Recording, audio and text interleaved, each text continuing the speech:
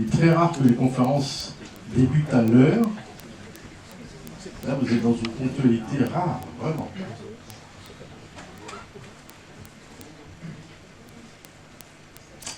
Eh bien, écoutez, je vous souhaite la bienvenue. Je m'appelle André Faucon, je suis le directeur de la communication du réseau régional de France 3. Au nom du réseau régional de France 3 et au nom de France Télévisions, je suis ravi de vous accueillir ici dans cette salle pour cette présentation. C'est une matinée, une présentation qui est assez importante. Et le thème qui va être traité aujourd'hui, vous le connaissez évidemment sur le bout des doigts. Mais il est important aussi, je pense, que cette présentation se fasse dans un média de grand public, axé sur les territoires, dont l'ADN est la proximité, parce que je pense qu'entre la gestion des risques et la proximité, il y a forcément un lien, et il sera évoqué. Je parle aussi de proximité parce que je suis aujourd'hui directeur de la communication du réseau régional de France 3, mais dans une autre vie, j'ai été à Grenoble, un interlocuteur de certaines personnes qui sont dans cette salle ici, et peut-être aussi un acteur de la vulgarisation autour des risques et de la culture du risque, puisque lorsque je gérais France 3 Alpes à Grenoble, nous avons eu l'occasion de travailler avec IRMA, l'Institut des risques majeurs, pour vulgariser, le mot évidemment est dans ma bouche très valorisant, vulgariser la culture du risque et toutes les activités qui étaient liées à l'IRMA, avec notamment des conventions qui nous ont permis de partager des informations, d'exposer sur le site de l'IRMA des reportages que la rédaction réalisait sur le terrain et de nous enrichir aussi de vos expertises. Donc c'est avec cette culture-là, avec ce background, que j'interviens aussi parce que je pense que ce partenariat entre France 3 et le Resilience Tour est essentiel. On l'a vu ces derniers temps, et vous le voyez régulièrement dans les infos, les rédactions régionales, les rédactions locales sont amenées à traiter de plus en plus fréquemment des catastrophes ou des risques de catastrophes. Et c'est un sujet qui est quasiment quotidien maintenant. Et il faut l'appréhender et l'appréhender le mieux possible. C'est pourquoi vous avez mis en place cette opération qu'on va essayer de détailler. Serge, c'est toi qui ouvre le bal. Je te tutoie, du coup on ne va pas faire semblant, on se connaît. Je te laisse la parole, évidemment. Merci André. Alors, ça marche? Vous m'entendez? Peut-être que je peux prendre avec toi. Peut-être, oui.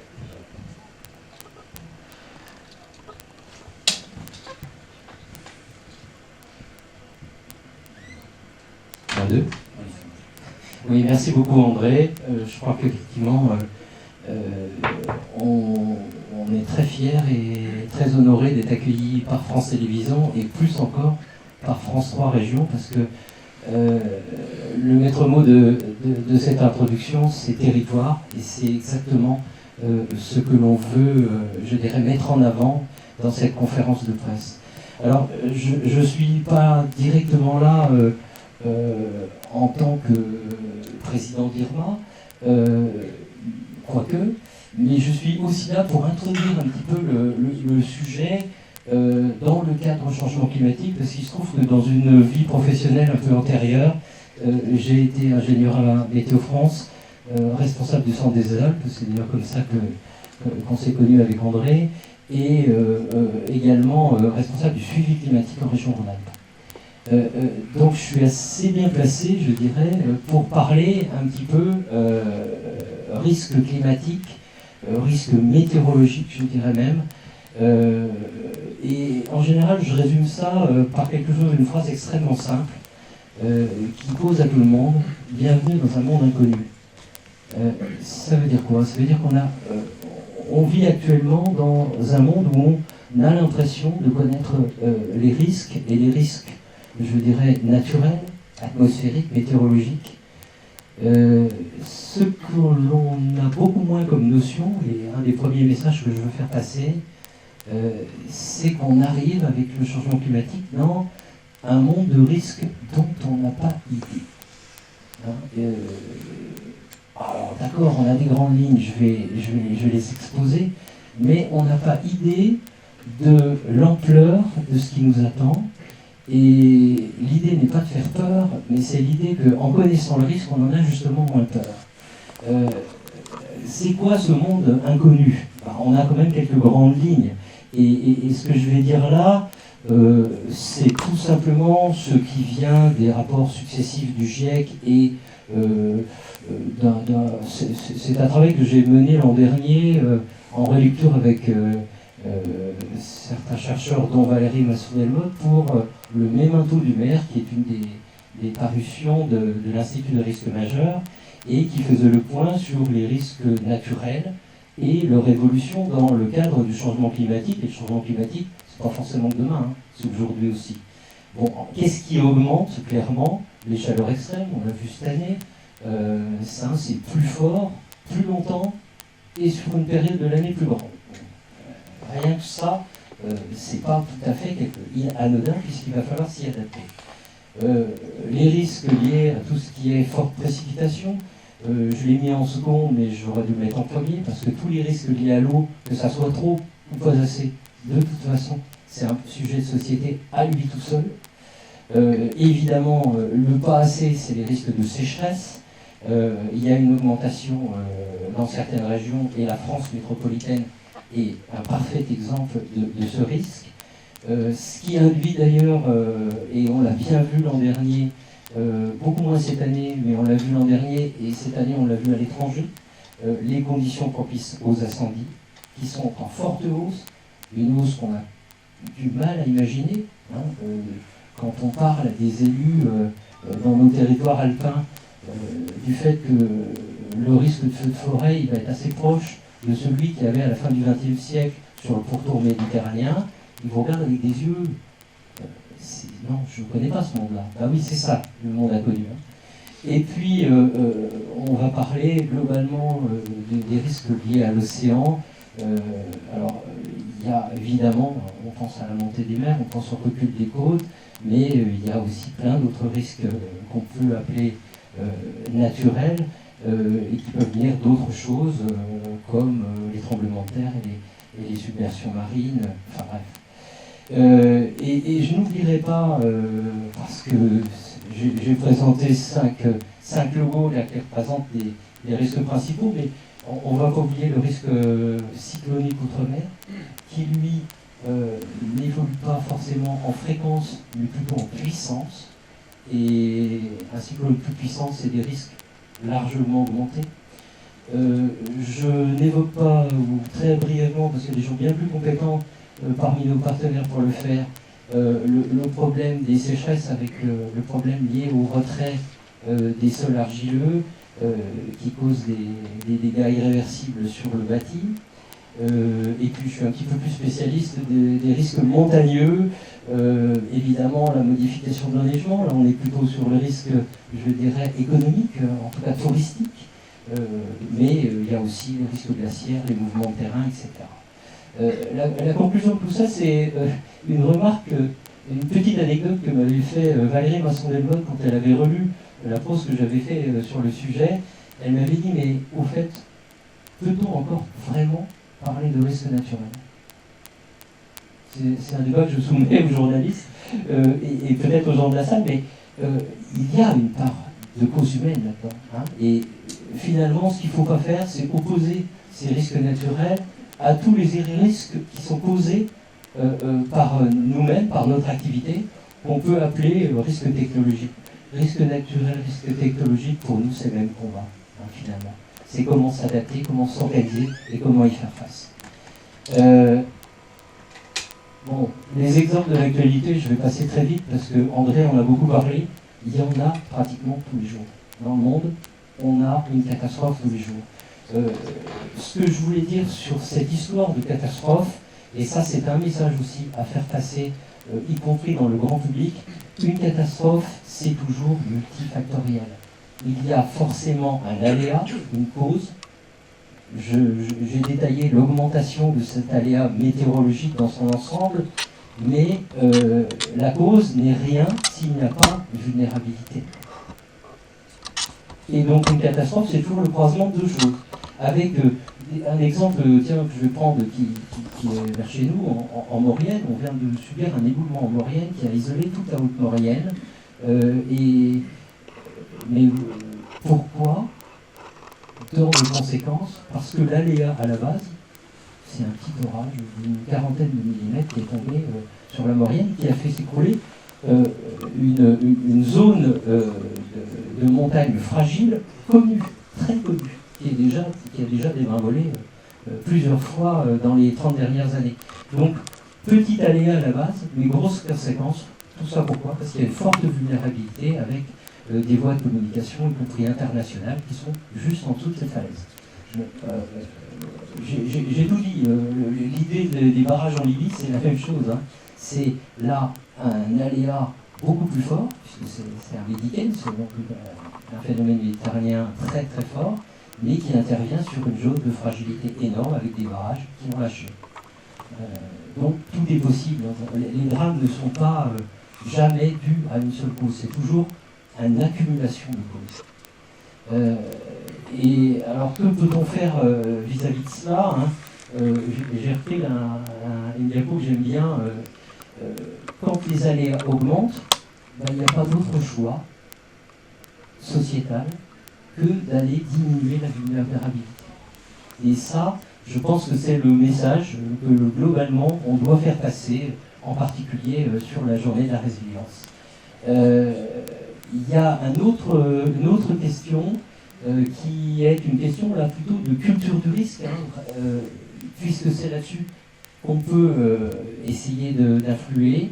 La notion de culture du risque, j'ai repris là, un sondage IFOP qui avait été fait par la FPCNT il y a quelques années et qui montre qu'elle est en gros moitié moins développée au niveau de la France hexagonale que dans l'outre-mer, qui est peut-être plus acculturée et mieux préparée du coup, au moins dans la tête, à subir des risques importants.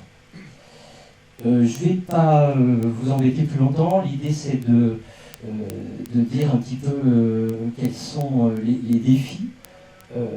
Face au changement climatique, il y a globalement, on classe les actions possibles en deux défis. Celle de l'atténuation. L'atténuation, c'est tout ce qui concerne les gaz à effet de serre. C'est un défi dont on parle quand même beaucoup, mais qui va d'accords politiques internationaux jusqu'à des comportements un changement de comportement individuel. Le domaine associatif n'est pas étranger à cette affaire, mais en ce qui nous concerne, organisateurs, je dirais, pour essayer de répondre à l'amélioration de la culture du risque, c'est pas directement le sujet dont je voulais parler.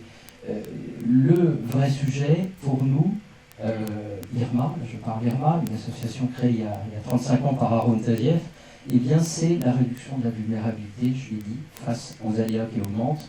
Et ça, on pense que c'est vraiment pour ça que l'on est là aujourd'hui. Il y a beaucoup de moyens de réduire la vulnérabilité. Hein. J'en ai cité deux, trois ici, il y a l'aménagement du territoire, l'urbanisme tout simplement, mais il y a aussi la formation des acteurs, les entraînements des acteurs, hein, et puis des exercices sur le terrain. Ben, on est plus efficace en cas de crise, effectivement, quand on s'entraîne. Et évidemment, il y a la culture du risque. Et cette culture du risque, c'est pour ça qu'on est très content qu'autour de la table, là, il y a vraiment un collectif. Ben, c'est pas quelque chose qui se fait tout seul. C'est vraiment une histoire de collectif, à la fois dans sa réponse, et puis aussi dans l'organisation d'événements comme celui-ci. C'est pour ça qu'on est nombreux. Alors je vais passer la parole au co-organisateur de cette journée, qui est la FPCNT. Je dois excuser son président Christian Kert, qui est aujourd'hui bruxellois pour d'autres sujets. Et donc je vais passer la parole pour l'association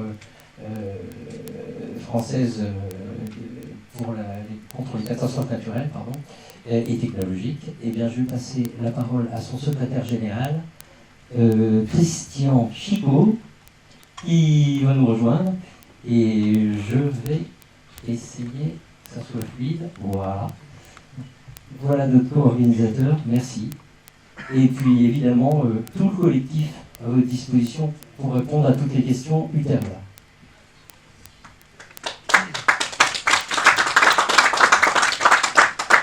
Mesdames, Messieurs, bonjour. Donc, au pied levé, le président Kett m'a demandé de suppléer à son absence. Donc, je vais essayer de faire du mieux que je vais pouvoir. C'est pas simple de pouvoir réunir, comme on essaie de le faire, notamment avec le Résidence Tour, des partenaires. Dans mon métier, professionnellement, ça fait plus de 20 ans que je travaille sur des risques. On se connaît entre différents partenaires, mais on n'a jamais travaillé ensemble. Ou très rarement. Que ce soit le Cyprès en PACA, que ce soit l'IRMA dans les Alpes, que ce soit d'autres associations dans les Pyrénées et autres. On se connaît, on se croise sur des colloques, on se rencontre, on discute, mais jamais on a travaillé ensemble. Et là, on a la possibilité, avec la mise en place d'actions telles que le Résidence Tour, de pouvoir collaborer et de pouvoir travailler ensemble. Et travailler ensemble, c'est aussi se créer un réseau. On en parlait tout à l'heure. Le fait de s'entraîner, d'avoir les mêmes bases, d'avoir des formations, des sensibilisations, c'est intéressant. Et de se connaître, c'est aussi très intéressant.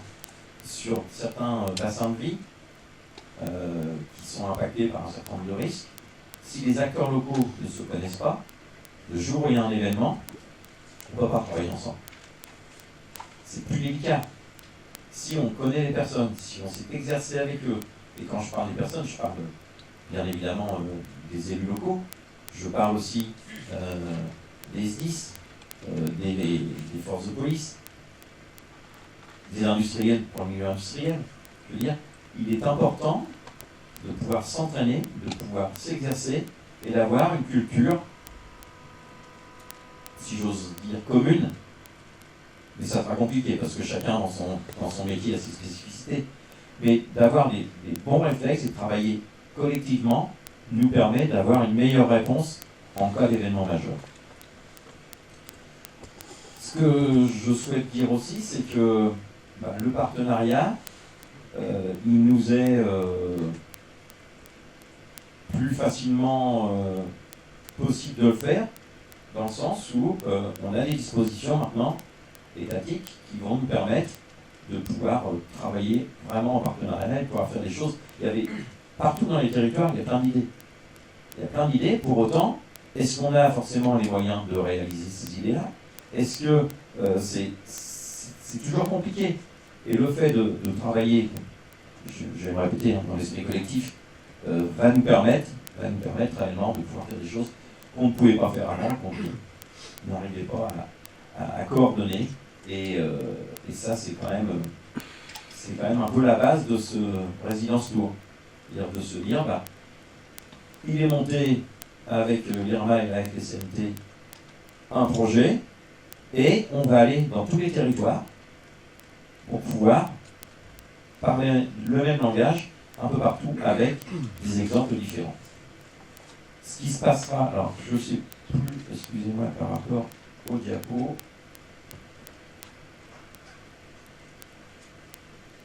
Voilà. On a quand même quelques constats vis-à-vis de la perception du risque majeur. Je vais vous laisser lire, mais on s'aperçoit quand même que le risque majeur, c'est encore tabou à certains moments. Les populations n'ont pas été sensibilisées suffisamment.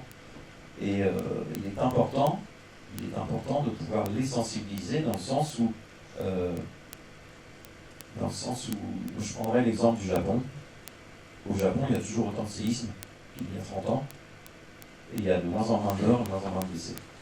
Parce qu'ils ont fait un travail de longue haleine, ils ont fait un travail, mais maintenant, quand il y a une secousse, on sait comment réagir. Ça, en France, on ne sait pas encore le faire. Pourtant, il y a des travaux de réaliser. Hein. Moi, je travaille dans une commune, Gonfreville-Lorcher, près du Havre.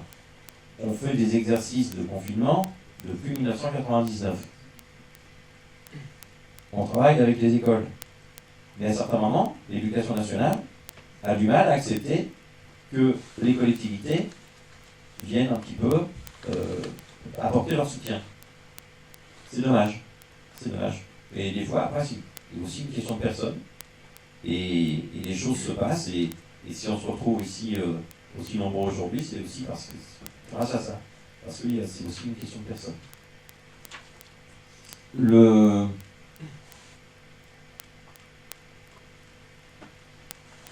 La résilience.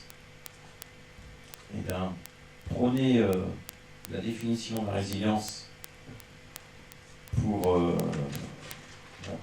dans tel métier ou tel autre métier, ça ne sera pas du tout la même chose. Nous, ce qu'il faut qu'on arrive à faire, c'est que les populations, de manière générale, les populations puissent savoir réagir à un événement, que ça soit quelque chose de connu chez eux parce que un maire a mis en place un document d'information communale sur les risques majeurs. Mais on voyage de plus en plus, et le jour où on est en déplacement, le jour où on est en vacances, est-ce qu'on aura le réflexe d'aller voir dans les communes où on va séjourner quels sont les risques encourus? Ce que je veux dire par là, c'est que il faut faire en sorte d'éveiller la curiosité. Et éveiller la curiosité, ça va passer aussi par une étape de résilience lourde. Parce qu'il faut qu'on arrive à développer franchement, fortement, cette action vis-à-vis de toutes les populations. Et tout à l'heure, Serge nous parlait de collectifs de sensibilisation. Outre la population, l'habitant, il faut aussi sensibiliser les élus. Bon nombre d'élus, je veux dire, n'osent pas afficher les risques majeurs qui sont encourus sur leur territoire. Et en n'affichant pas, de fait, les populations ne seront pas sensibilisées. Donc il ne faut pas, à mon idée, avoir peur de parler du risque majeur. Le risque majeur, il est présent. On vit avec, et puis autant vivre durablement avec l'industriel qui est à côté de chez nous, en connaissant ce qu'il fait, en connaissant ses moyens de secours, en connaissant... Il faut de l'information. L'information vis-à-vis des populations. Et quand je dis les populations, je ne parle pas seulement des habitants. Un maire, il a la responsabilité d'informer les populations, c'est-à-dire que toutes les personnes qui, à un instant T sur son territoire, doivent avoir la connaissance du risque en cours. Et bien ça, souvent, on l'oublie. On l'oublie et on n'y pense pas. On n'y pense pas. C'est quand même dommage. Maintenant, il y a des territoires qui ont fait des choses, notamment avec la mise en place des plans de prévention des risques technologiques, où quand on arrive dans une zone à risque, c'est indiqué. Donc la population, que ce soit des voyageurs, que ce soit des industriels, des PME, il faut les sensibiliser. Un industriel, il ne travaille pas tout seul. Il travaille avec des prestataires. Mais si le prestataire, quand il arrive sur le site, il n'est pas informé, le jour où il y a un événement, ce sera quand même d'autant plus majorant.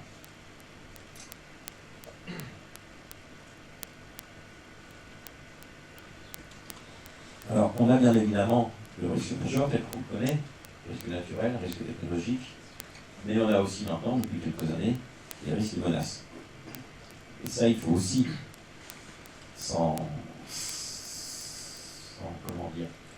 il faut aussi s'en préoccuper. Et ce n'est pas seulement les forces de l'ordre, ce n'est pas seulement les autorités. Je veux dire qu'il faut que chacun aussi en ait un rôle à jouer en cas d'événement de menace.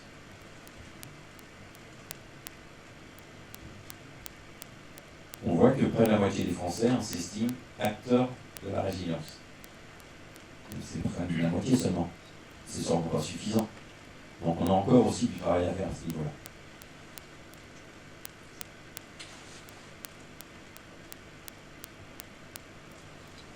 une enquête de notoriété sur la journée du 13 octobre, on s'aperçoit aussi, au regard des résultats, qu'il y a encore du travail. Mais je pense aussi que, effectivement, il y a la journée, comme on a tous chacun un anniversaire, mais il y a toute l'année aussi. Et le travail qu'on peut fournir, c'est pas seulement le 13 octobre. Le travail que l'on doit fournir, c'est tout au long de l'année. Quelles que soient les circonstances, quels que soient les événements. Il faut vraiment que l'on aille vers les gens. Les gens ne viendront pas. Les gens, ils ont peur encore de l'esclavage. Donc c'est à nous, dans les territoires, d'aller au plus proche. Ça me paraît un point très important aussi.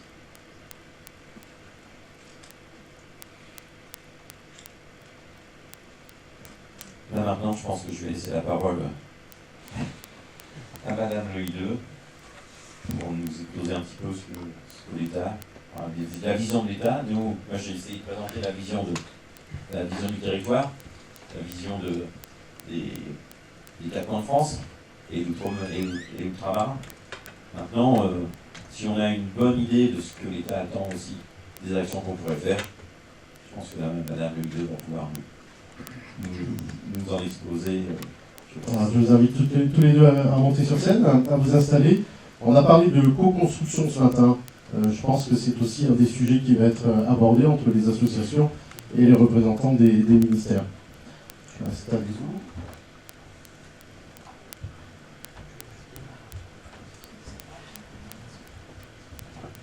On va commencer par la présentation parce que j'imagine que tout le monde ne connaît pas exactement votre fonction et votre rôle. Comment allez-vous, Madame Le Hideux? Bonjour, Véronique Lebrun. Je suis chef du service des risques naturels et hydrauliques à la Direction générale de la prévention des risques au ministère de la Transition écologique et de la cohésion des territoires. Monsieur Ogde. Donc Yves Ogde, donc je suis sous-directeur en charge de la préparation, l'anticipation et la gestion des crises au sein de la Direction générale de la sécurité civile et de la gestion des crises du ministère de l'Intérieur et des Outre-mer. Alors, dans l'information de proximité, on déteste tout ce qui est institutionnel, donc maintenant il va falloir nous décrypter ce que vous faites exactement, eu égard au sujet des risques. Concrètement, quel est votre rôle? Alors, si je devais résumer notre métier... Est-ce que comme ça c'est mieux sur mon son? Non? Faut que je parle plus fort, c'est mieux comme ça? Bon, le micro fonctionne peut-être. Notre métier, et je dis notre parce que c'est quelque chose que nous n'exerçons pas tout seuls au ministère, mais avec l'appui notamment de l'ensemble de nos opérateurs, Météo France a présenté aujourd'hui, ça va être de connaître ces aléas naturels qu'on a présentés tout à l'heure, de les surveiller, on pourra évoquer la notion de vigilance tout à l'heure, et de les faire connaître pour agir en prévention. Alors qu'est-ce que ça veut dire agir en prévention? On l'a aussi dit dans la première partie de cette intervention.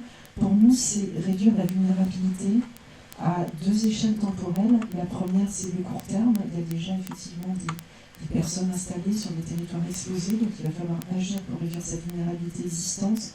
Mais surtout, on va éclairer les décisions pour le futur pour ne pas ajouter de nouveaux enjeux, donc des biens ou des personnes sur des territoires qui seront exposés, on a parlé de changement climatique, qui seront exposés dans un temps futur. Et l'objectif, il est finalement triple, c'est réduire les vies humaines. Je voyais tout à l'heure, la prévention, ça sert à rien, mais si je sauve une vie humaine, je ne vais pas mettre un prix pour moi, c'est énorme. C'est réduire les dommages aux biens, puisque finalement les territoires vont se relever plus rapidement, mais c'est aussi, ça c'est le métier d'Yves qui pourra en parler, donner l'information suffisamment tôt pour que si le phénomène et la catastrophe doit se produire, les services qui sont les autorités qui gèrent la gestion de crise puissent intervenir facilement et dans les meilleures conditions, notamment parce qu'on s'y est préparé ou parce qu'on a aménagé le territoire en conséquence. Et vous, monsieur Ogde, le mot-clé, c'est anticipation dans votre fonction. Alors, dans ma fonction, il y a anticipation. Vous m'entendez?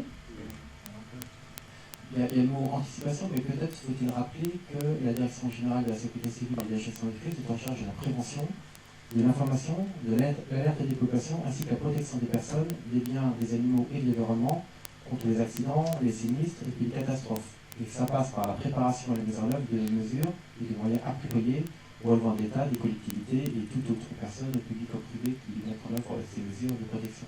Donc moi, je m'inscris mon action dans le cadre de la gestion de crise, qui est l'aboutissement de la gestion.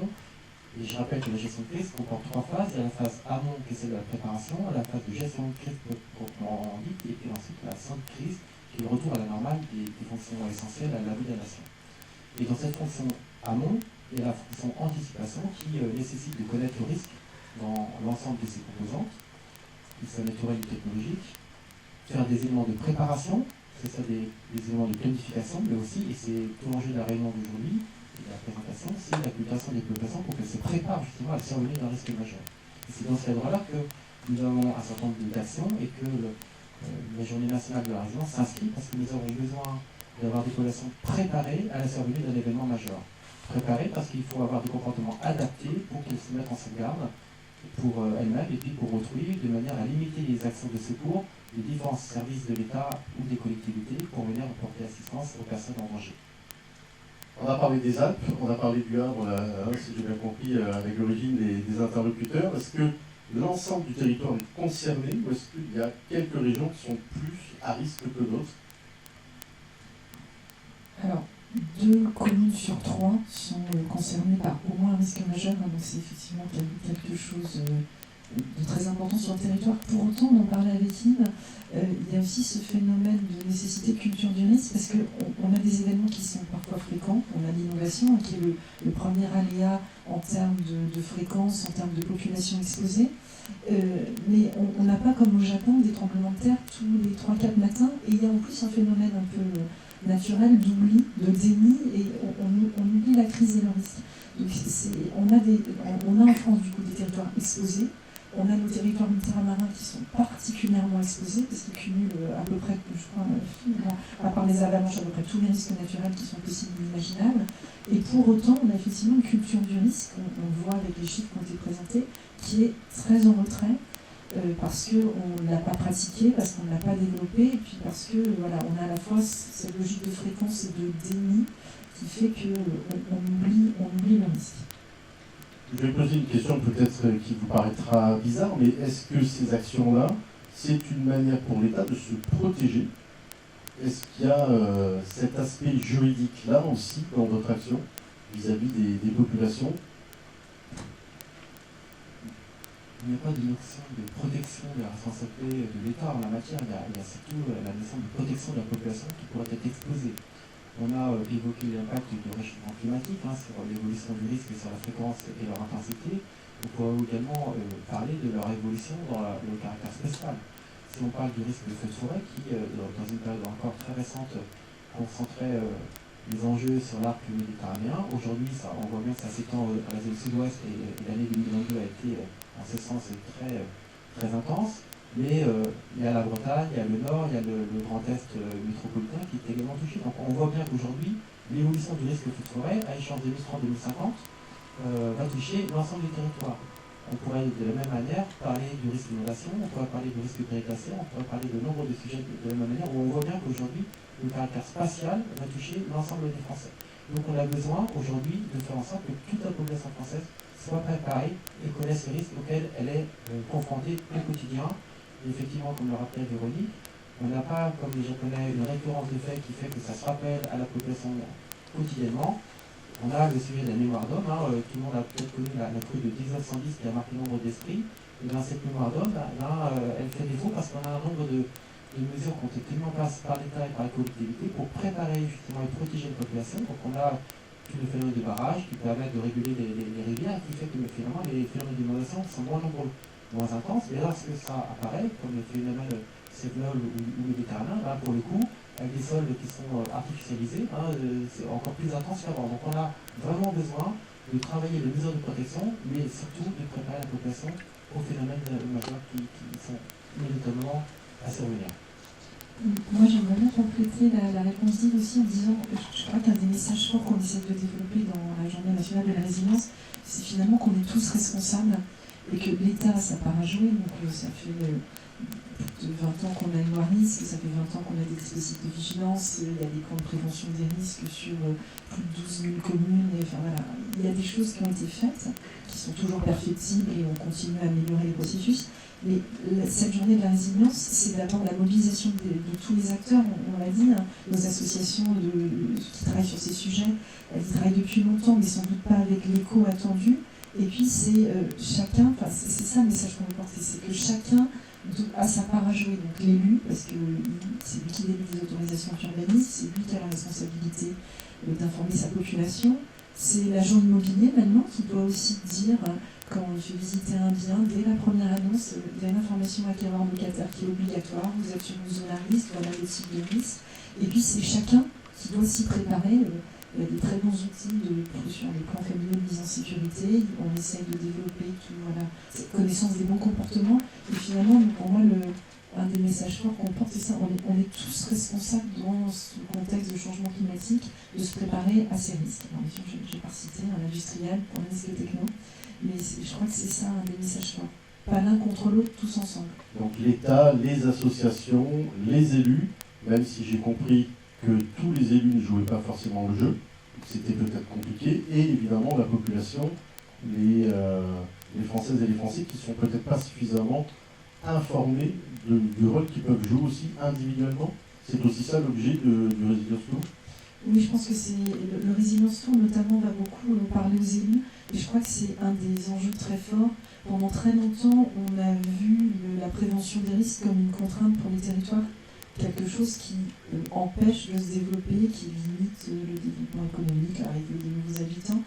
Je crois qu'il y a une réelle prise de conscience sur le fait que la prévention des risques, c'est finalement une nécessaire adaptation à ce qui se passe, et au contraire quelque chose d'incontournable pour les territoires. Yves le disait, les événements comme ceux de 2022, les grands feux de forêt notamment qu'on a eu, ça a finalement eu aussi un électrochoc un petit peu positif avec des mobilisations d'élus. J'ai le sentiment que les messages aussi passent mieux et que les élus prennent vraiment conscience de leur rôle. Enfin, on a des échanges réguliers avec l'AMF, qui a des groupes aussi de travail dédiés sur ces sujets-là. Et on pourra mesurer, enfin, je pense que c'est ce que fait la FPCNT dernièrement avec des sondages, c'est qu'il faut qu'on voit si cette action, elle progresse dans le temps. Et on est aussi très sensible au fait que c'est pas juste une date anniversaire, hein, le 13 octobre. Ça a été l'année dernière la première édition, et déjà dès cette deuxième édition, là, notre appel à projet, et Yves y tenait beaucoup, la DGCGC était très porteur de ça. On a des actions qui peuvent être labellisées toute l'année, et c'est ça aussi qu'il faut qu'on diffuse maintenant. Peut-être pour compléter, dire, j'ai quand même le sentiment que les élus aujourd'hui sont bien plus conscients de leur rôle, particulièrement lorsque ça devient un événement majeur. Ils sont tous conscients qu'ils ont leur rôle, peut-être des compétences de leur pouvoir de police, et c'est vrai ce rôle de directeur des opérations de secours. Tout comme le préfet, si l'événement dépasse le territoire communal. Mais une fois qu'on a dit ça et qu'on a effectivement dit qu'il devait mettre en place des plans communaux de sauvegarde ou des plans intercommunaux de sauvegarde pour mettre en place des mesures d'information, de sensibilisation et de planification sur son territoire, et bien souvent, ils sont démunis, ils n'ont pas les ressources suffisantes. Et aujourd'hui, le Resilience Tour permet aussi d'apporter un élément relais, vecteur, d'appui avec des compétences, et capable de dupliquer un modèle qui fonctionne. Et ça, les élus ont besoin de cet outil relais. Et vraiment, je pense que c'est un point d'appui sur lequel il nous faut vraiment capitaliser pour permettre de vraiment en masse réussir à sensibiliser une population auquel les élus, sans les qualifier, sans être péjoratifs, n'ont pas toujours les moyens de faire face et d'avoir les accents appropriés. Du coup, on peut imaginer qu'un jour ce soit une grande cause nationale, portée au plus haut niveau. Est-ce que c'est envisageable? Cette journée nationale de la résilience, elle est déjà inscrite dans la loi, avec la loi du 10 juillet 2023, donc on l'a institutionnalisée. Donc je pense que c'est déjà effectivement un élément fort, hein. C'est une action, les deux ministères sont chefs de file, mais c'est vraiment une action portée par le gouvernement qui a vocation à entraîner toute la population, on l'a dit, mais du côté État aussi, tous les départements ministériels. On a évoqué tout à l'heure l'éducation nationale, ça commence aussi par les plus jeunes, et c'est très très important effectivement qu'on agisse aussi dans ce domaine de l'éducation. Les ministres, par exemple, vont mouiller la chemise, vont porter le projet. Les ministres, ils ont déjà mouillé la chemise. L'année dernière, notre ministre, pour vous donner des exemples, il était le matin avec nous aux Assises nationales des risques naturels. Il a lancé la première application smartphone, le VigiCru, sur la vigilance sur les débordements de crues. Après, il a joué avec des élèves, le ministre de l'Éducation nationale, à la boîte à risques, qui est un petit concept comme un escape game, mais autour des risques, avec des élèves, mais vraiment sur un exercice terrain. Et ensuite, il inaugurait le casier de la Bassée. On parlait de la ville, de l'inondation de 1910 sur Paris, qui est effectivement une des mesures de prévention pour essayer de réduire la quantité d'eau qui pourrait atteindre Paris en termes de pluie. Donc oui, ils mouillent la chemise. On sait qu'ils ont un conseil des ministres le 13 octobre, mais on essaye effectivement de préparer des programmes pour eux pour que le 13 octobre, ils soient aussi sur le terrain. Merci beaucoup. Merci à vous. Je propose à Serge de venir conclure ce propos et nous en dire plus sur la journée.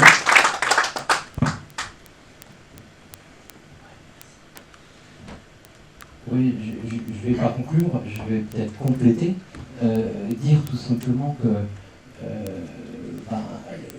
les deux ministères, on est vraiment ravis qu'ils soient venus à cette invitation pour parler risque et culture de risque, et que la réponse associative, collective, encore une fois, à cette journée de la résilience, je vais encore donner une petite anecdote pour dire ça vient d'où ce Résilience Tour. Je vais peut-être mettre les diapos qui vont bien avec. D'où ça vient, je vais rendre à César ce qui appartient à César, ça vient d'une idée du directeur de l'IRMA,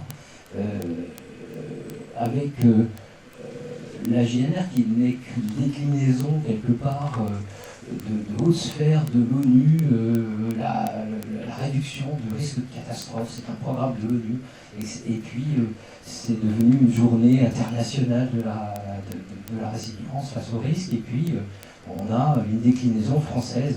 Alors on s'est dit, nous, monde associatif, on n'a peut-être pas les ressources, on n'a pas le nom d'ubiquité, le 13 octobre, c'est magnifique, mais on ne sera pas partout, forcément. Donc ça ne peut pas être...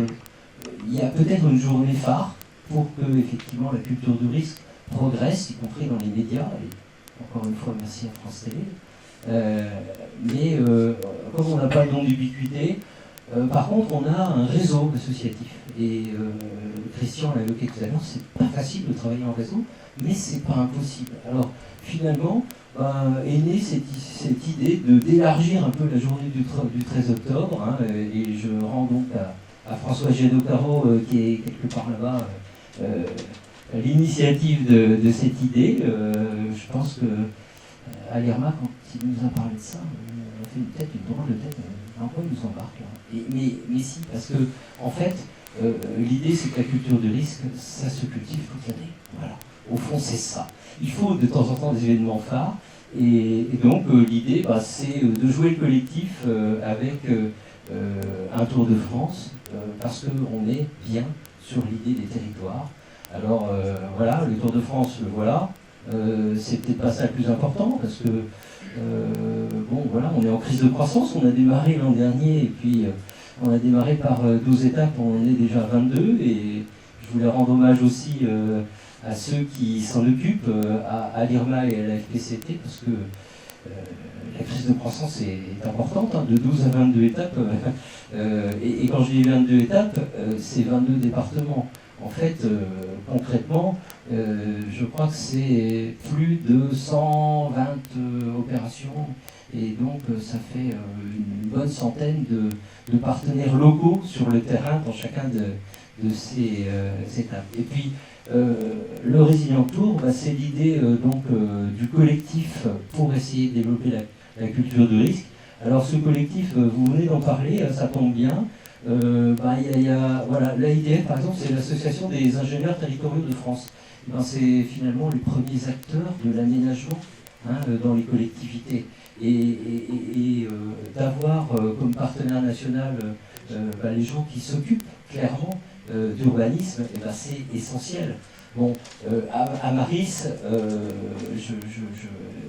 on est vraiment dans la maîtrise des risques technologiques, et une association historique Bon, tout ça, c'est les partenaires nationaux. Il y a aussi, je vais tous les citer, l'ANCLI, qui est quand même spécialisé du côté des risques nucléaires, et il ne faut pas les négliger, ça fait partie aussi de la culture du risque.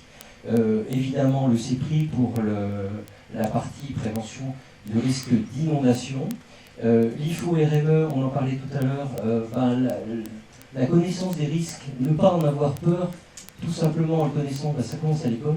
Et donc, l'IFORM, c'est l'Institut français des formateurs pour les risques majeurs, et l'environnement issu du monde éducatif, donc très lié à l'éducation nationale.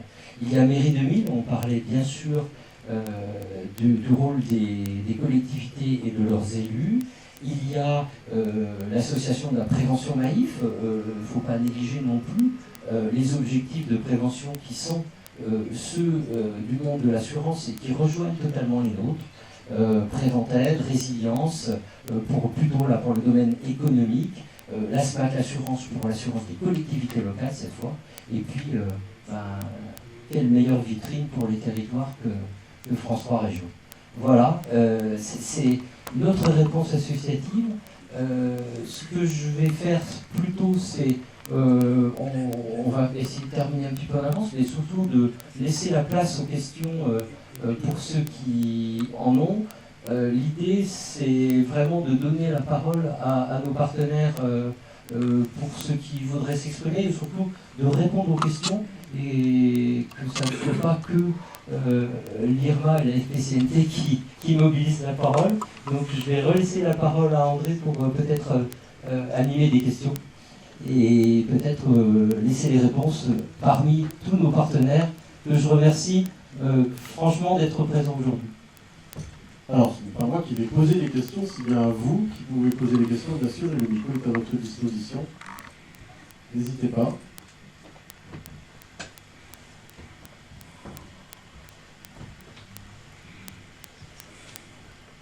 On a la question d'une journaliste en ligne qui demande comment trouver le bon équilibre entre la prévention et l'alerte, comment rassurer la population tout en décrivant les risques.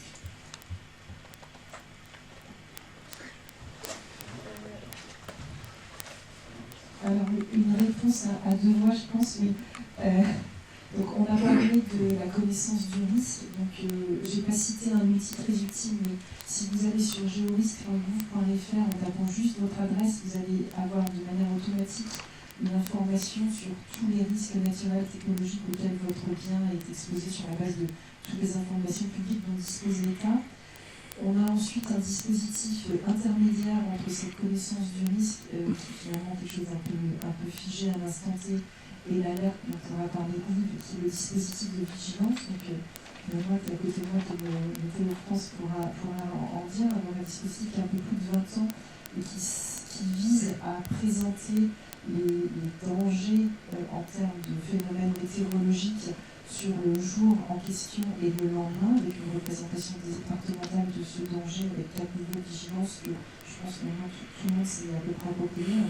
Numéro rouge avec une information importante qui est celle des bons comportements qui sont à connaître pour chacun des niveaux de vigilance.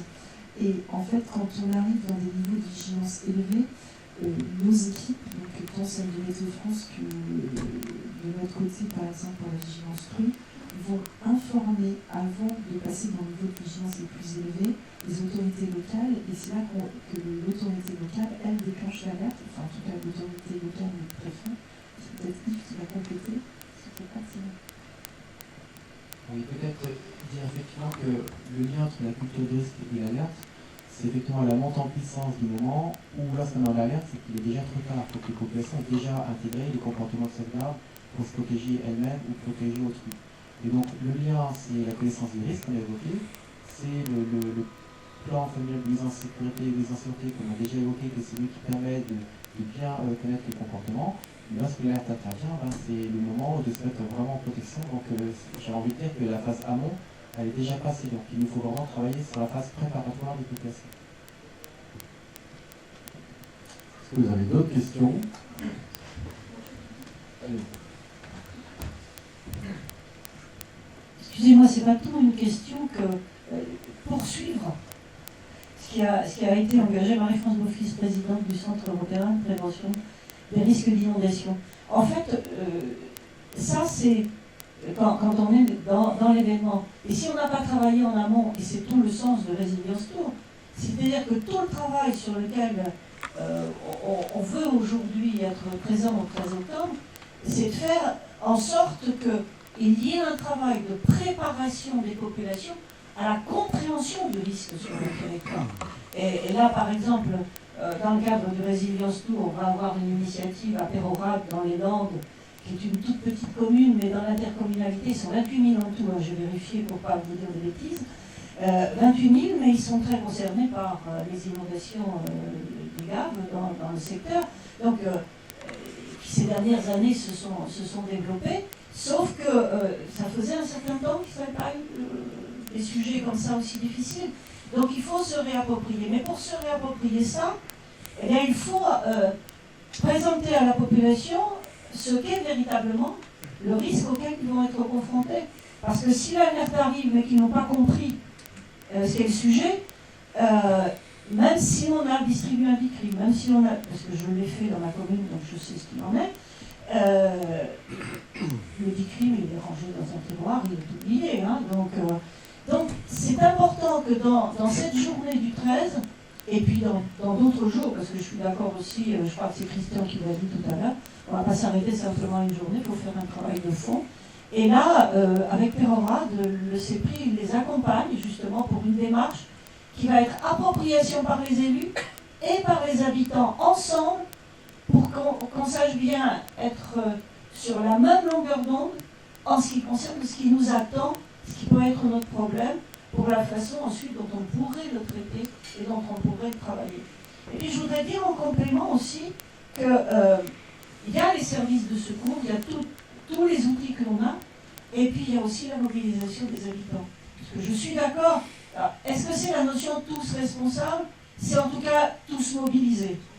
Je trouve que c'est plus dynamique, parce que responsable, ça veut dire que quelque part c'est un peu de notre faute. Vous voyez, généralement, non, j'ai bien compris, mais je la provoque là. C'est moi dans ce domaine-là, mais je trouve qu'il faut qu'on aide les gens à voir les choses en positif. Parce que, bon, pour avoir été maire et mener des campagnes d'information de la population, les gens, ils n'ont pas envie qu'on leur parle. Ils sont dans un secteur à risque, et puis s'ils n'ont pas vu la crue depuis longtemps, ou s'ils n'ont pas vu un événement, ils n'ont pas trop envie d'en voir un. Donc, faut mobiliser hein, pour donner cette envie. Donc, tout ce travail-là, il est vraiment nécessaire pour leur permettre de passer le cap de leur hantise de risque pour dire, mais oui, mais si vous êtes mieux préparé, vous allez pouvoir faire. Et donc, nous, on a décidé aussi que dans le cadre de ces journées, eh bien, on fasse aussi de la formation des volontaires. Et d'ailleurs, on va faire dans ce cadre-là les volontaires de Paris, pour lesquels on est engagé sur une longue durée, et pas simplement le 13. Et je trouve que ça, c'est vraiment des choses, me semble-t-il, importantes. Non, je vais juste compléter parce que ce que vous dites est essentiel et c'est un élément qui fait écho. Je voudrais juste vous donner à titre d'illustration tout l'enjeu et le défi qu'est le nôtre. Monsieur Lheureux est parmi nous pour l'Ampli et je vous remercie. On a un enjeu et je vous illustre un élément. Dans le cadre des centrales nucléaires qui sont sur le territoire métropolitain, on a des PPI au sein desquels il nous faut distribuer de l'œuvre préventive en cas d'événement avec un rejet radioactif. On a mené dans le cadre de la campagne 2015-2022 une enquête auprès des populations qui y vivent. 93% des personnes qui vivent dans ces périmètres de protection d'intervention particuliers qui connaissent le risque nucléaire et l'ensemble de ses conséquences, mais seulement 25 à 30% seulement vont en pharmacie rechercher le comprimé. Donc ils vivent avec le risque, ils ont conscience du risque, ils savent que l'événement peut intervenir à tout moment, mais chacun d'entre eux vit avec le risque et ne font pas le comportement nécessaire pour se protéger eux-mêmes et leur famille. Donc c'est bien que l'enjeu qui est le nôtre, et c'est bien tout l'enjeu que mène le Résilience Tour et le rôle des élus, il est essentiel, le rôle des associations l'est tout autant, mais il faut effectivement que chaque citoyen prenne conscience du risque et se mobilise, passe à l'acte pour ensuite se protéger de manière collective. On a encore une question ici. C'est pas une question, c'est pour réagir sur le même sujet, si vous me permettez. On se présente. Pardon. Ça sera très bien. Bonjour, donc Yves Lheureux, je suis directeur de l'Anki. On n'a pas beaucoup parlé des risques technologiques et nucléaires depuis ce matin, mais ça a été rappelé effectivement par M. Gudet. Dans le domaine nucléaire, moi je rejoins beaucoup tout ce qui a été dit aujourd'hui et sur aussi le sujet de... On a par la journée de la résilience un éclairage à un instant T sur ces sujets-là, mais c'est finalement un travail de fond qu'on doit tous faire au quotidien. Et c'est ce qu'on essaye de faire avec les commissions locales d'information autour des installations nucléaires, de devenir un tiers de confiance, un acteur vis-à-vis desquels les citoyens aussi se retrouvent et ont confiance. C'est aussi important parce qu'avec la suspicion, vous savez que les citoyens ont beaucoup de suspicions actuellement, et donc c'est important d'avoir des acteurs de confiance territoriaux dans lesquels les populations se retrouvent et que ces acteurs territoriaux engagent des actions avec les citoyens pour un travail de long terme au long cours.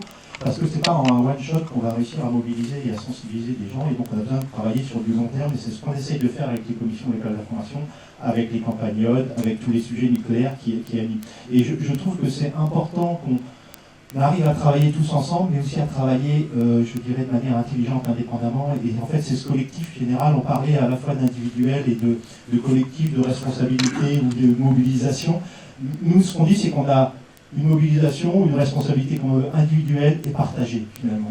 Voilà, et que c'est ce travail à la fois individuel et partagé et collectif qui va faire que sur le long terme, je pense que c'est pas en une ou deux journées de la résilience deux éditions qu'on va réussir à changer le monde et le comportement des gens, mais par contre c'est un travail que l'on fait, je trouve, de manière positive et constructive, et surtout on sort du côté anxiogène.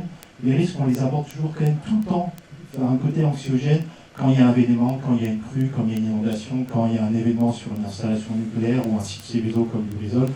Et donc à chaque fois, c'est dans des moments de tension, de crispation, compliqués pour faire passer des messages, et de travailler du coup dans des phases, on va dire, de paix ou tranquille, ou en tout cas plus agréable, et là c'est beaucoup plus facile aussi pour passer des messages aux citoyens. Donc, je pense qu'il faut qu'on continue et on soit, je pense, aussi fiers de ce qu'on fait tous ensemble, parce que c'est positif et constructif. Voilà, pour les citoyens, pour les territoires et puis pour le pays d'une manière générale. Merci. Merci beaucoup, parce que c'est vraiment l'idée qui nous anime, je dirais, de manière collective. C'est que, quelque part, on a beaucoup moins peur de ce qu'on connaît, tout simplement. Et plus on parle de risque, moins on en a peur. Christian, tu voulais dire un mot ? Oui, on a parlé tout à l'heure du plan familial de mise en sûreté, mais en fait, tout individu qu'on est, à toute heure d'une journée, on a un plan de secours. On est à la maison, on est responsable d'une famille, on a effectivement notre plan familial de mise en sûreté. On emmène les enfants à l'école, il y a un plan particulier de mise en sûreté qui est mis en place. Nos enfants sont protégés à l'école. Moi, je suis travaillé à proximité d'un site Seveso. Mon activité économique a mis un plan de mise à l'abri des activités économiques. Donc j'ai encore un plan. Et puis on sait que la mairie, s'il y avait un événement, aura déclenché son plan de sauvegarde. On sait que l'intercommunalité, en quelque temps, aura mis en place le plan intercommunal de sauvegarde. Et puis on sait que le préfet prendra aussi des mesures, notamment par rapport aux risques technologiques, s'il y avait moyen s'il y avait besoin de déclencher le plan particulier d'intervention. Mais comme je travaille aussi sur le site Seveso, le Seveso, il a mis aussi un plan, ça s'appelle le plan d'opération interne. Et après mon travail, je vais faire une activité sportive ou culturelle. Et bien là, qu'est-ce que j'ai ? À la bibliothèque, il y a un plan de mise à l'abri qui est mis en place par la collectivité. Au gymnase, il y a aussi un plan de mise à l'abri. En fait, 24 heures sur 24, si on a conscience qu'il y a un plan qui est là pour répondre à un éventuel besoin, on sera d'autant plus sensibilisé et on s'y attachera à se protéger, nous et nos amis. Est-ce qu'il y a d'autres demandes d'intervention, madame ? On descend sur la scène, c'est bien. Merci. Oui, oui. Je me souviens de ce que je l'ai dit.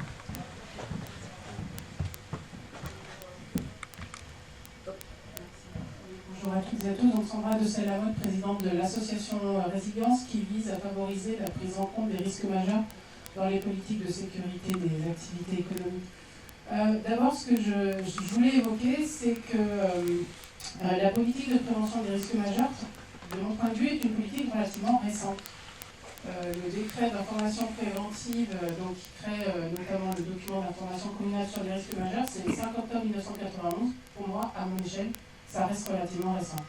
Donc quelque part, on est en train d'avancer quand même en marchant. Les enjeux climatiques qui ont été évoqués par Serge Taboulot tout à l'heure nous montrent qu'il y a une urgence, mais toutefois les choses se mettent en place progressivement et simplement le fait là de jouer collectif va nous permettre certainement d'aller plus fort et plus vite. Mais ce que je veux dire par là, c'est que si toutes les réponses ne sont pas encore là à une échelle et à un niveau que l'on souhaiterait, c'est-à-dire que tous les Français aient une connaissance d'éléments relativement simples, c'est-à-dire comment je reçois l'alerte, les 4 consignes de sécurité génériques et j'ai identifié un espace de mise à l'abri, c'est parce que, de mon point de vue, c'est encore relativement récent. Donc ça n'enlève pas notre motivation, hein, justement, ça la renforce. Et au niveau des activités économiques, là aussi, justement, ça fait partie, entre guillemets, des derniers acteurs cibles par rapport au dispositif visant à favoriser la mise en protection des personnes, parce que, justement, dans les années 90, on a commencé par citoyens, dans les années 2000, on a visé les scolaires, et finalement, les activités économiques, c'est encore relativement récent. Et je préciserai par rapport à ce que tu viens de dire, Christian, c'est que tu parles de plans. Alors à Gonfreville-Lorcher, félicitations, vous mettez des plans mis à l'abri partout. Mais à la différence des communes et des scolaires, pour les activités économiques, il n'y a pas de dispositif réglementaire dans la loi prévu. Ce n'est pas forcément un problème. De notre point de vue, au niveau de l'association, on estime que, effectivement, dans les codes de l'environnement du travail, il y a déjà des objectifs de mise en protection des personnes qui permettent aux activités économiques de s'organiser. D'ailleurs, aujourd'hui, qui dans la salle est en capacité de dire, au niveau des 1 million et quelques d'entreprises, finalement, combien intègrent les risques majeurs? On ne peut pas vraiment le dire, parce qu'il y a plein de manières de les intégrer. Il y a la manière en lien avec le bâtiment, on l'a dit avec l'IAL, on l'a dit par rapport à des plans de continuité d'activité dont certaines entreprises font déjà usage, etc. Donc, je dirais que voilà, on avance, mais des fois on avance un peu à l'aveugle. En tout cas, nous, notre positionnement à Résilience, c'est de favoriser justement ce niveau de préparation par rapport aux objectifs que l'on a évoqués tout à l'heure. Alors on le fait comme on peut, on est un réseau à la fois d'entreprises exposées aux risques et d'entreprises porteuses de solutions. On utilise, je dirais, toutes nos forces pour aller au contact direct des entreprises, parce que les entreprises, c'est ça qu'elles aiment. Elles n'aiment pas recevoir un mail dans leur boîte pour qu'on leur dise il faut faire ci, il faut faire ça. Elles l'ont dit, on a fait une enquête là-dessus, elles aiment qu'on aille au contact. Donc grâce au Résilience Tour, on va aller au contact grâce à un outil qu'on a développé qui s'appelle le Résiscore, qui est un outil d'évaluation du niveau de préparation des entreprises. Grâce là aussi à un opérateur Examo qui est avec nous, qui va se retrouver en Vallée-Loise pour aller au contact des entreprises en direct. Et à partir de là, on leur délivre un plan d'action, encore une fois simple. On regarde là où elles en sont, on n'est dans aucun jugement, on les accompagne, on les soutient, et l'objectif c'est qu'elles protègent effectivement les personnes. Mais encore une fois, pour nous, quelque part, ce qu'on délivre comme message, c'est pas effectivement d'être dans l'inquiétude par rapport à une menace, c'est juste préparons-nous effectivement et connaissons le signal d'alerte, les 4 consignes, des choses simples, faciles à retenir, et voilà, on essaye d'être assez basique, mais au moins de garantir ce résultat. Voilà. Merci beaucoup. Je vais me faire rebondir pour François, mais par le directeur. On n'est pas très discipliné dans les Alpes. Avant de vous diffuser un film, j'ai juste une question qui me paraît essentielle pour le grand public. Qu'allez-vous proposer le 13 octobre précisément aux populations? C'est comment ça se matérialise pour le grand public cette journée de la résilience? Qui peut répondre? Vous avez 30 secondes. Allez, on va donner la parole à François. On va donner la parole à François pour vraiment en parler de ça, ou peut-être aller à Prévention Maïf pour quelques mots.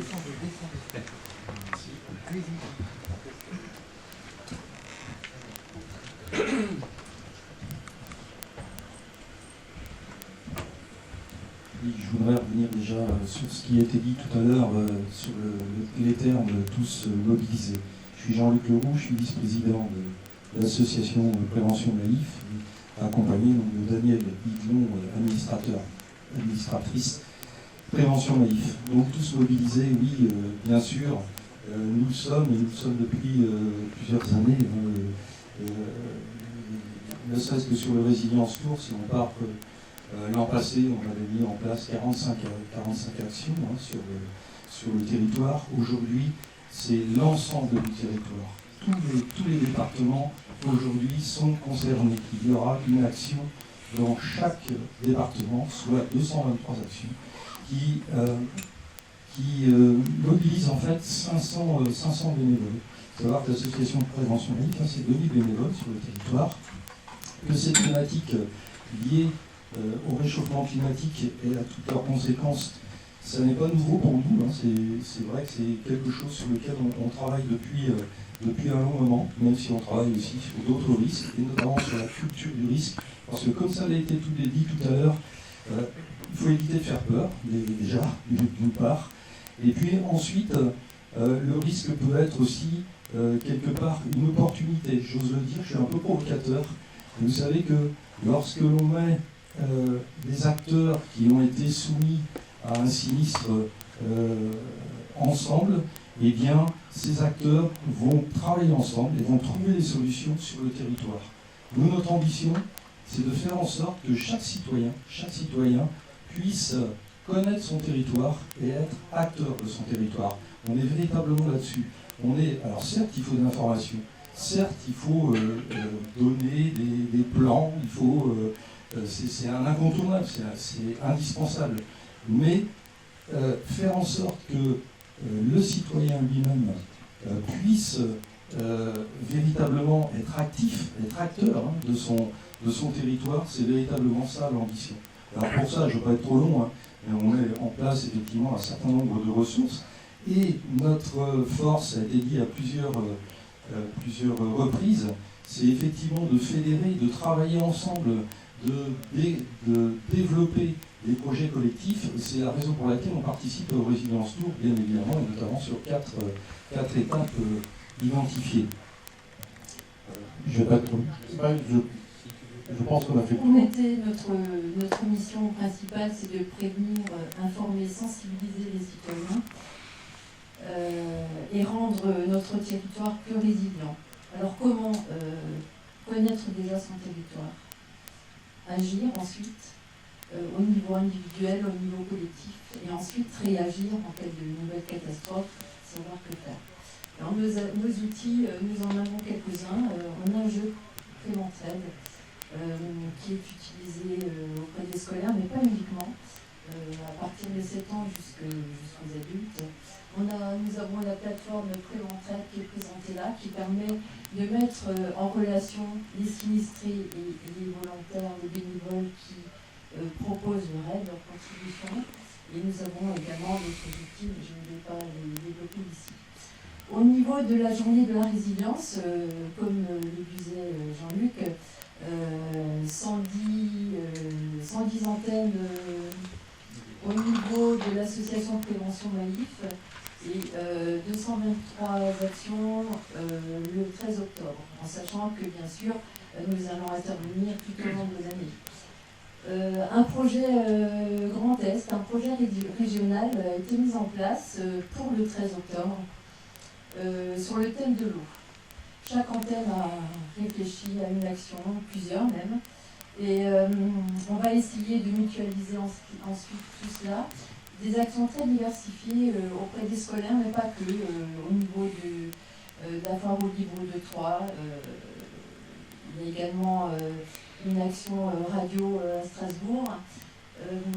Auprès des jeunes sapeurs-pompiers aussi, là je pense à Chaumont. Donc des actions très diversifiées auprès de publics très différents. Et un projet intéressant donc, sur le thème de l'eau.